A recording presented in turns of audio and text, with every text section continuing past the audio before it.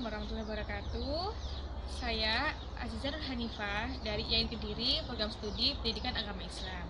Di video ini saya akan menampilkan wawancara atau talk show dengan beberapa tokoh di desa saya. Selamat menonton. Assalamualaikum warahmatullahi wabarakatuh. Hari ini saya wawancara dengan Bapak Hadi sebagai tokoh agama yang untuk hari ini tema kita adalah relasi atau hubungan antara agama dan kesehatan.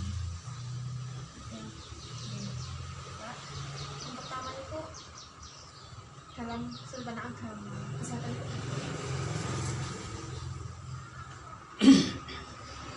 terima kasih.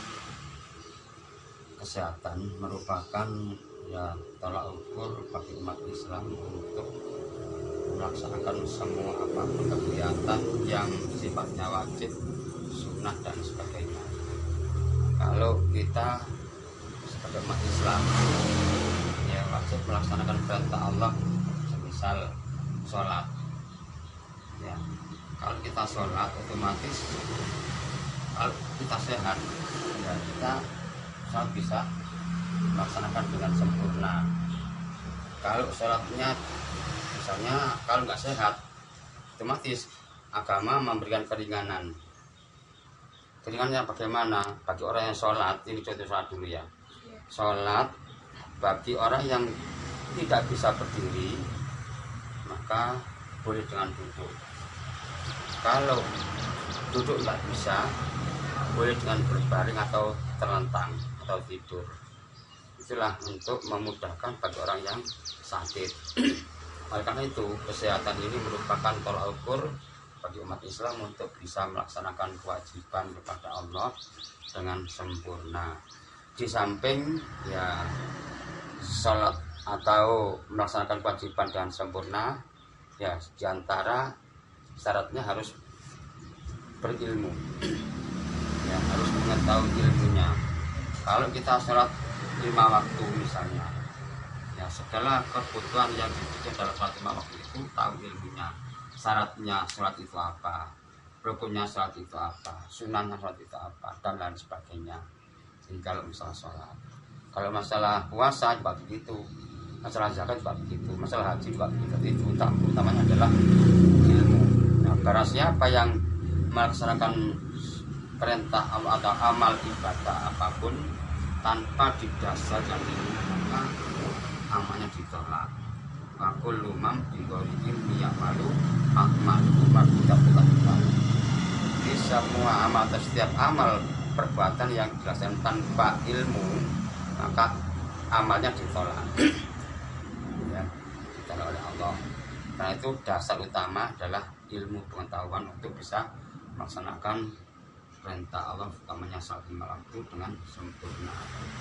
Nah, kalau kita berbicara tentang kesehatan, jadi di samping kita dalam bahasa Arab dikatakan al-aqlu salim fil jismi salim, akal yang sehat terdapat pada tubuh yang sehat.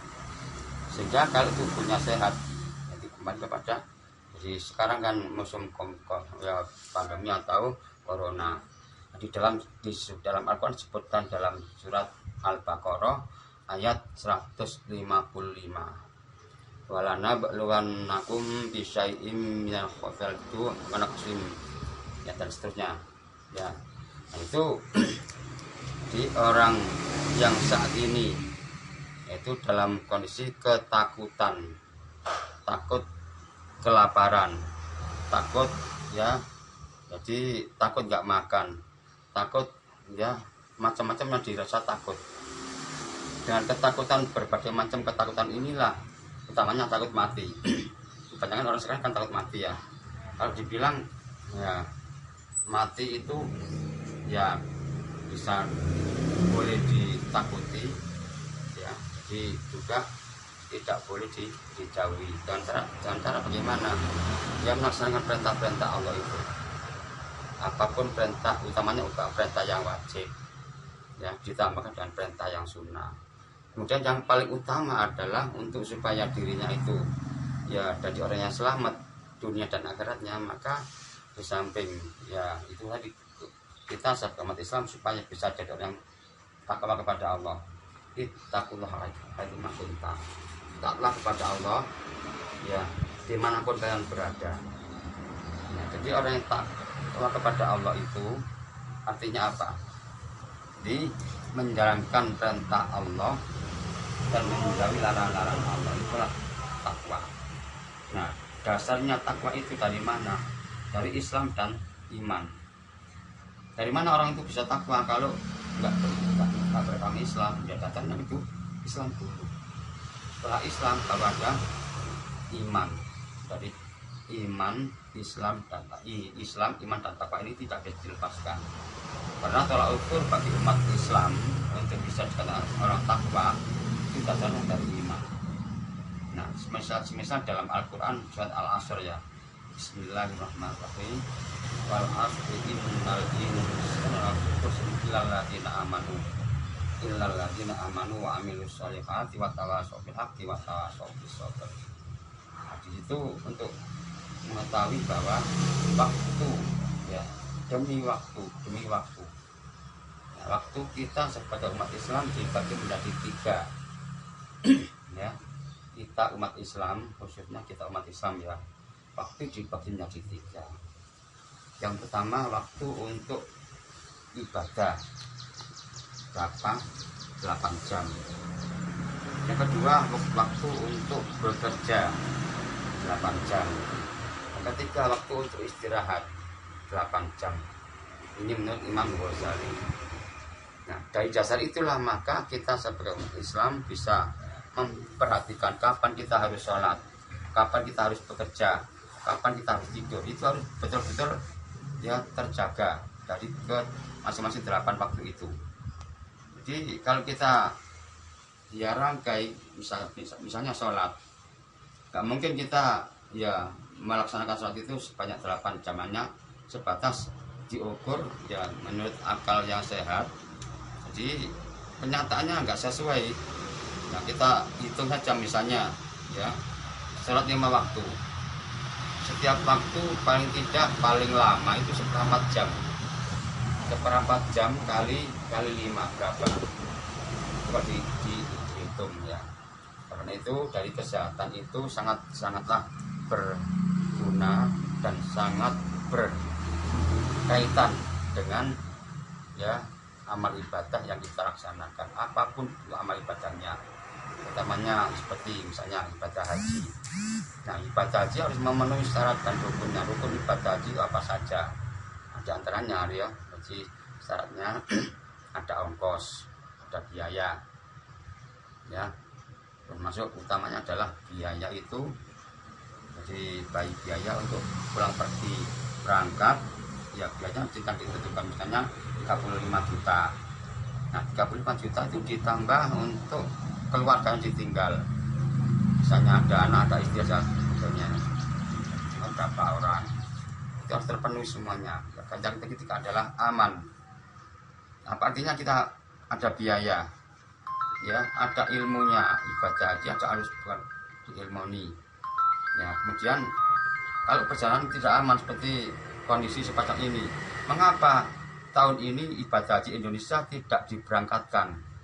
Karena di sana pun juga ya mempunyai rasa khawatir, jangan-jangan nanti di sana banyak korban yang memang ini khawatir. Nah, karena itu dengan kondisi ya corona inilah, jadi Arab Saudi mencegah, jadi orang Indonesia tidak boleh berangkat karena di sana dibatasi sebatas orang Arab sana saja. Itu orang lain selain Arab tidak boleh beribadah. Itulah pentingnya kesehatan. Sehingga apapun yang kita lakukan berkaitan dengan kesehatan. Nah, ini yang pertama tentang itu tadi contoh-contoh dalam ibadah ya. Nah, kemudian kalau dalam rumah tangga pun juga begitu. Nah, rumah tangga itu bisa dikatakan sehat jasmani dan rohani. Yang bagaimana? Di antaranya adalah dalam rumah tangga itu untuk mencapai bahagia fitri dunia akhirat. Itu intinya situ. Nah, bahagia fitri dunia akhirat itu di antaranya adalah maka setiap ada orang menikah ya didoakan agar orang nikah itu bisa dilaksanakan atau bisa mendapatkan ya mawaddah warahmah. Ya jadi itulah jadi ukuran untuk bisa tujuan utama daripada orang berumah tangga. Jadi ada kata-kata ya, jadi mawaddah warahmah itu tujuan untuk ukuran bisa mendapatkan kebahagiaan dunia dan akhirat. Ya jadi dan maka nah dari situ maka bisa untuk dikatakan orang itu bisa ya mawaddah warahmah dan sebagainya, itu ukurannya juga dari Islam, iman dan takwa tadi. Ke dalam rumah tangga misalnya istrinya sholihah atau dikatakan oleh orang yang takwa, kemudian suaminya tidak sembahyang, tidak kenal dengan waktu ibadah, maka di situ tidak bisa dikatakan sebagai mawaddah warahmah. Karena ukuran mawaddah warahmah itu yaitu dari ukuran Islam, iman dan takwa tadi. Itu dalam rumah tangga, itu seperti itu. Kalau rumah tangga itu ya yang laki-laki ya agamanya kuat, ya Islamnya kuat, dan imannya kuat, nggak mudah tergoda, ya kemudian ilmunya juga cukup. Saya kira itulah orang yang rumah tangganya sehat dan lain sebagainya. Atau asalkan itu organisasi itu bisa dikatakan sebagai organisasi yang sehat. Satu sama lain harus punya ya program yang harus dilaksanakan. Semisal ya programnya NU Ranting Mas Kulon, ya diantaranya adalah melaksanakan ya lembaga-lembaga yang sudah ditentukan, yang sudah diprogramkan itu dilaksanakan. Misal lembaga dakwah, apa pesan lembaga dakwah?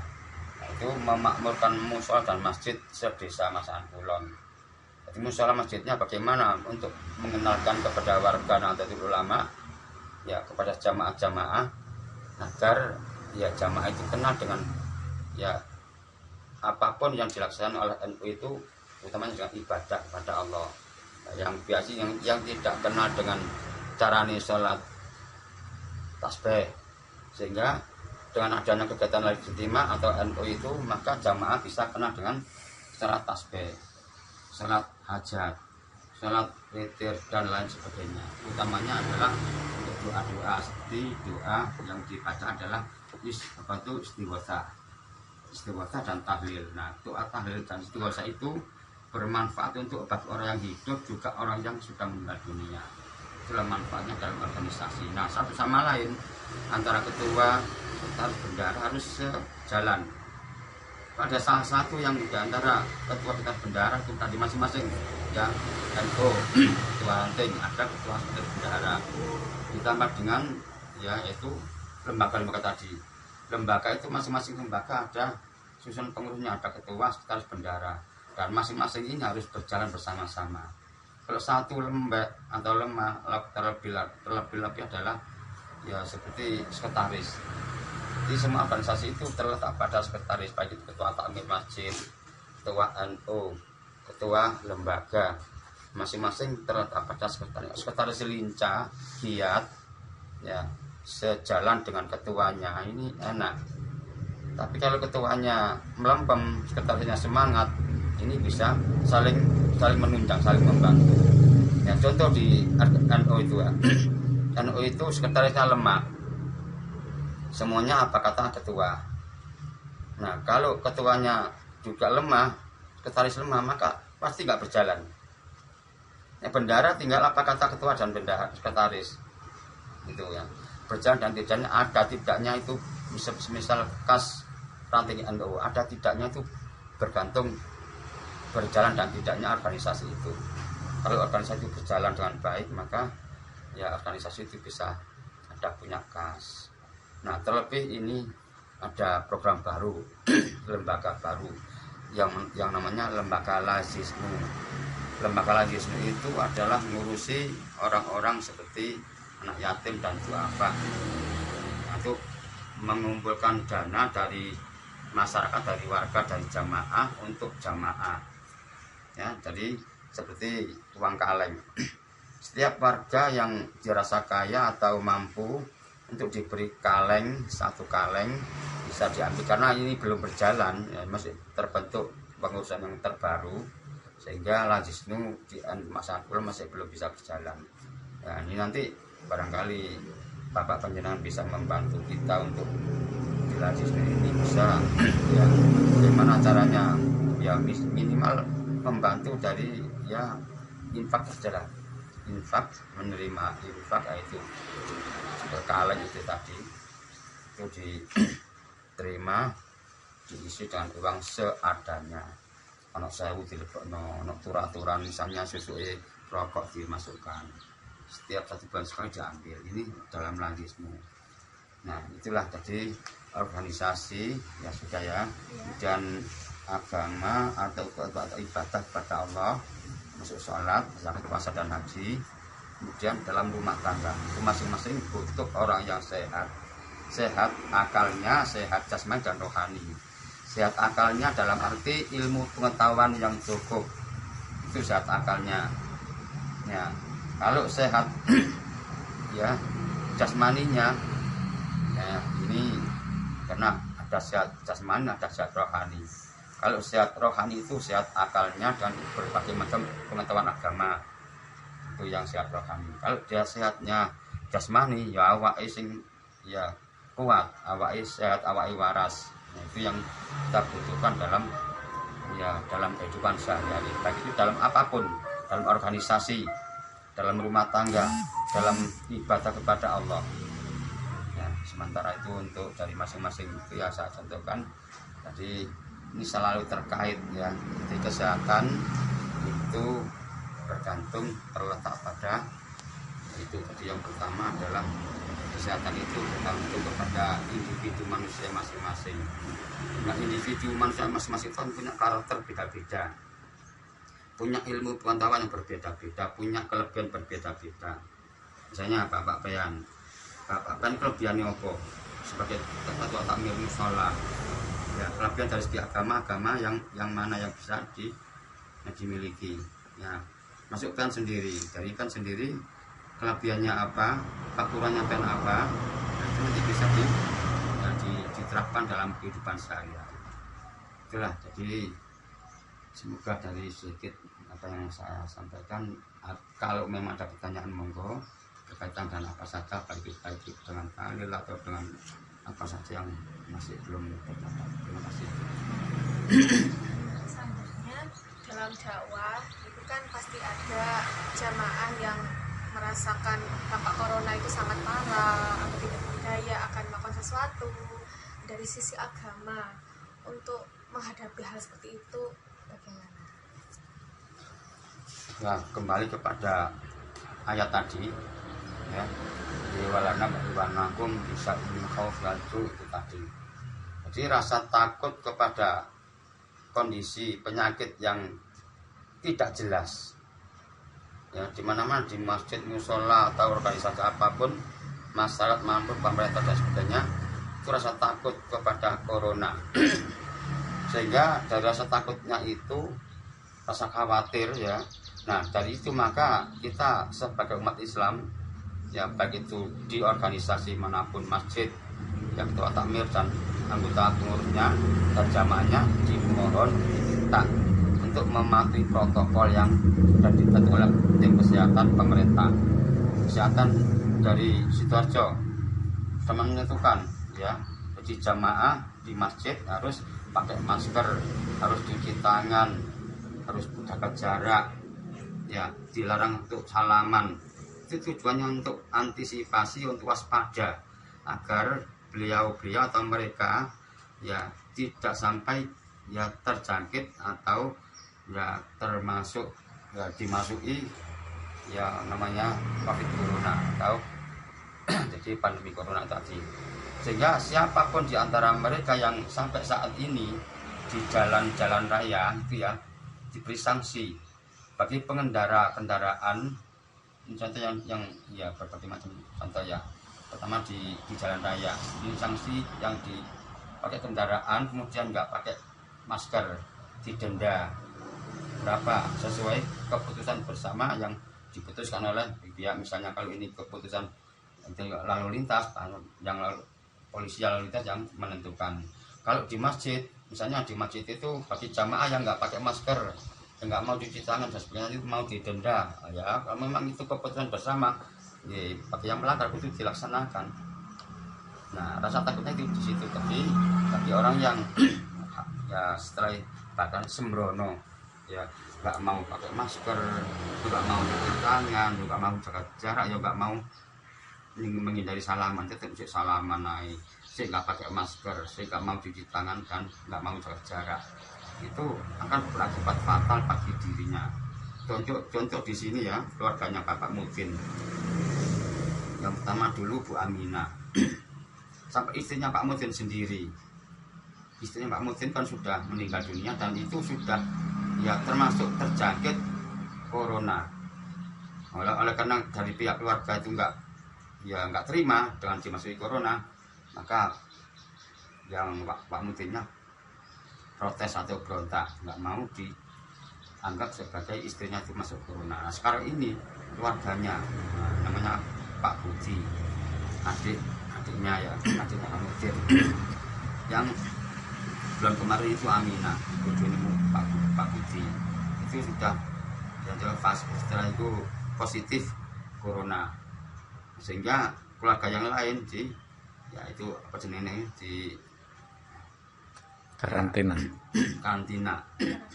Sekarang ini Pak Budinya, ya Pak Budinya itu ya nggak tahu di puskesmas atau di rumah sakit atau di mana atau di rumah, nggak jelas, saya nggak tahu persis. Yang jelas itu sekarang itu yang positif corona itu Pak Budinya. Ya semoga orang-orang itu segera sembuh. Ya. Jadi inilah kekhawatiran kita sebagai umat Islam untuk adanya COVID corona ini. Kita itu tadi mematuhi protokol yang sudah ditentukan oleh pemerintah dan kesehatan.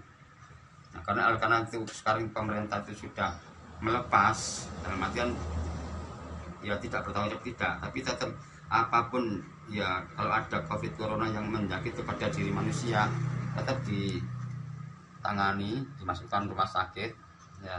Maka seperti Pak Yakin sendiri, Pak Yakin ya, mengapa Pak Yakin awalnya itu tidak selama sakit tidak mau dimasukkan ke dalam rumah sakit? Karena takut. Takutnya tadi yang takut ya kena corona. Memang betul. Jadi, kebetulan sama meninggal dunia itu, apa akibatnya itu? Kalau meninggal dunia memang kembali kepada Allah ya. Jadi semua manusia itu akan ya sudah ditentukan ya. Jadi takdirnya manusia itu sudah ditentukan. Namun ya ada sebagian ulama yang mengatakan bahwa orang yang kena COVID corona itu kalau meninggal disebut sebagai mati syahid. Inilah itu kebaikannya dari, kalau memang itu dikembalikan kepada Allah, wallahu alam. Ini hanya sebatas ukuran manusia yang menanggapi bahwa orang yang kena COVID corona itu saat ini yang sedang melanda Indonesia, maka ya orang tersebut dianggap atau disebut sebagai mati syahid. Nah, seperti kalau sudah pada umumnya misalnya ada orang meninggal dunia karena kecelakaan. Nah, kecelakaan itu dilihat dulu apa sebab dari kecelakaan itu. Orang sedang apa? Kalau orang sedang menuntut ilmu, orang sedang bekerja, orang yang tujuannya baik, itu bisa dianggap mati syahid. Tapi kalau tujuannya jelek, itu mati syahid. Itu bedanya di situ. Ya, jadi kekhawatiran kita kembali kepada kondisi yang ada semacam ini. Itu rasa takut tadi, itu takut. Maka seperti Pak Yakin sendiri, kenapa kok gak mau dimasukkan ke rumah sakit? Karena takut, khawatir dianggap sebagai corona, sehingga sampai meninggal dunia itu ya karena itu tadi itulah di lain. Sampun cukup itu, sampun menjawab semua pertanyaan itu, sudah menulis semua pertanyaan. Kan orang dewi ya tadi kan. Ini sampun semuanya. Ya, matur suwun Bapak atas bimbingannya, atas penjelasannya terkait kondisi kesehatan dalam perhatian agama. dan bagaimana cara mengendalikan kesehatan dalam segi agama. Ya sampun, saya akhiri. Wassalamualaikum warahmatullahi wabarakatuh. Waalaikumsalam.